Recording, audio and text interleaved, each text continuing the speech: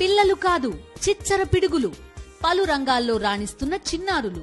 పూర్తి వివరాలకు చదవండి రేపటి సాక్షి హైదరాబాద్ ఎడిషన్. పుష్ప 2లో స్పెషల్ సాంగ్ చేసే హీరోయిన్ ఎవరో తెలిసిపోయింది. ప్రస్తుతం సాంగ్ షూటింగ్ కూడా జరుగుతోంది. అయితే శ్రీలీలను ఎందుకు ఎంపిక చేశారు అనేది చాలా పెద్ద స్టోరీ కనిపిస్తోంది. ఈ ఒక్క సాంగ్ కు శ్రీలీల ఎంత తీసుకుంటుంది అనేది కూడా పెద్ద స్టోరీ ఉంది.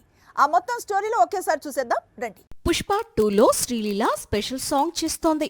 ఆల్రెడీ అంతకు సంబంధించిన ఫోటోలు వైరల్ కావడం ప్రారంభమయ్యాయి. అయితే స్పెషల్ సాంగ్ కోసం శ్రీలీలను మాత్రమే సుకుమార్ ఎందుకు కన్సిడర్ చేశాడు?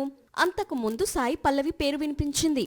మధ్యలో బాలీవుడ్ బ్యూటీ శ్రద్ధా కపూర్ పేరు లాక్ అయినట్లు ప్రచారం సాగింది. ఇప్పుడు ఎవరూ ఊహించని విధంగా శ్రీలీల పుష్పరాజ్తో స్టెప్లేస్తోంది.